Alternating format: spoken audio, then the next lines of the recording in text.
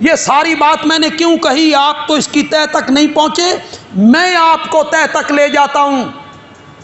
نبی کے ہاتھ کو رب نے اپنا ہاتھ قرار دیا۔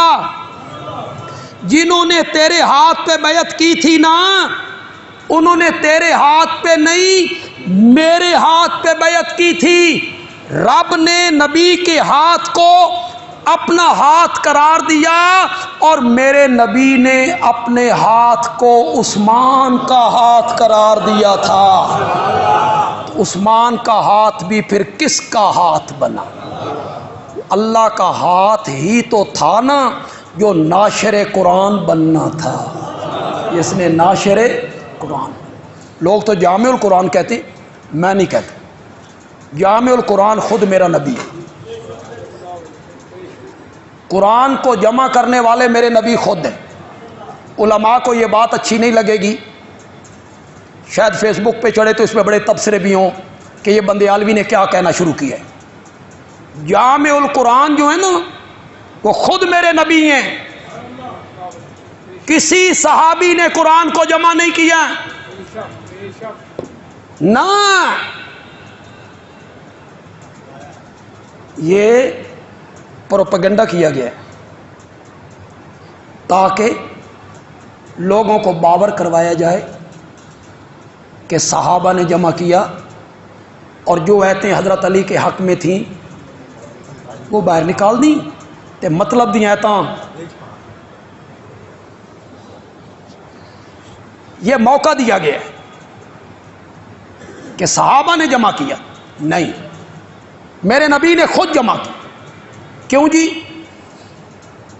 آپ نے یہ حدیث نہیں سنی؟ میرے آقا نے فرمایا ہر سال رمضان کے مہینے میں جبریل میرے ساتھ قرآن کا دور کیا کرتا تھا۔ دور کا کیا مطلب ہے؟ ایک دفعہ میں نے سنایا، ایک دفعہ اس نے سنایا۔ قرآن جمع نہیں تھا۔ دور کس کا تھا؟ صحابہ حافظ نہیں تھے، پہلے چاروں خلیفہ حافظ ہیں۔ قرآن جمع نہیں تھا، حافظ کس کے تھے؟ قرآن خود میرے نبی نے جمع کیا۔ کیوں جی؟ آپ نے یہ علماء سے نہیں سنا کہ جب کچھ آیتیں اترتی تھیں تو میرے آقا فرماتے تھے ان آیتوں کو فلاں سورت کی فلاں آیتوں کے ساتھ نہیں بیان کرتے علماء؟ میرے نبی نے خود ترتیب دی۔ حضرت عثمان کا کمال کیا ہے؟ وہ قرآن کے ناشر ہیں، ناشر۔ کوئی تمہیں اس طرح نہیں سمجھائے گا اس طرح میں سمجھانے لگا ہوں۔ عربی زبان میں اختلاف ہے، حجاز کی زبان اور ہے، مصر کی زبان اور، حبشے کی زبان اور ہے، شام کی زبان اور ہے۔ آج بھی فرق ہے، آج بھی عربی میں گاف نہیں بولا جاتا، حجازی بولی میں، حجازی بولی میں گاف نہیں ہے۔ سرگودا کو کیا کہیں گے؟ سرجودھا، گاف کو جیم بولیں، اور مصر میں جیم کو گاف بولتے۔ جمال عبد الناصر کو کہتے ہیں گمال عبد الناصر، چلو جی، وہ گاف کو جیم بولتے اور یہ جیم کو گاف۔ یہ اختلاف کیوں جی؟ پنجابی میں نہیں ہے اختلاف، پنجابی زبان میں، اردو میں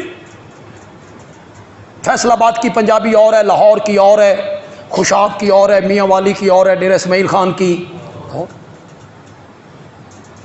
ایک علاقہ ہے میاں والی کے علاقے میں جمعے کو کہتے ہیں زمہ، جمعے کو زمہ۔ تو جب وہ زمہ کہتے ہیں تو اس سے مراد بدھ ہوتی ہے؟ جمعہ ہی ہوتا ہے نا، جیم نہیں بول سکتے، زے بول دیتے۔ کئی ہمارے لوگ زے نہیں بول سکتے، وہ کہتے ہیں عزیز ذوانتقام کو کہتے ہیں عزیز ذوانتقام، وہ زے نہیں بول سکتے، زے کو جیم بول دیتے۔ تو یہ اختلاف ہوتا ہے زبانوں میں۔ میرے آقا کے دور میں جو لوگ حبشے سے آئے، مصر سے آئے، عراق سے آئے، انہوں نے کہا سن اپنے اپنے لہجے چ قرآن پڑھن دی اجازت دیو، جیم کو گاف بولنے، گاف کو جیم بولنے، مقصد تو وہی ہوتا ہے، مطلب تو وہی ہوتا ہے، ہمیں اپنے اپنے لہجے میں بولی میں پڑھنے دو، آپ نے اجازت دے دی۔ مصر والوں نے قرآن لکھ لیا اپنی بولی میں، حجاز والوں نے اپنی بولی میں، حبشے والوں نے اپنی بولی میں، عراق والوں نے۔ حضرت عثمان کا کارنامہ یہ ہے، انہوں نے سوچا اجے تے خیر ہے، ہم زندہ ہیں، لیکن کچھ مدت کے بعد یہ نسخے جب دنیا میں پہنچیں گے نا، اختلاف ہو جائے گا، اختلاف ہو جائے گا۔ کوئی نسخہ پاکستان میں، کوئی ہندوستان میں، کوئی افغانستان میں، کہیں مصر کا، کہیں عراق کا، کہیں حبشے کا، کہیں گاف، کہیں جیم، تو یہ اختلاف ہو جائے گا۔ حضرت عثمان نے یہ سارے نسخے اکٹھے کیے اور امت کو اس زبان پہ اکٹھا کر دیا جس زبان میں جبریل قرآن لے کر اترا تھا۔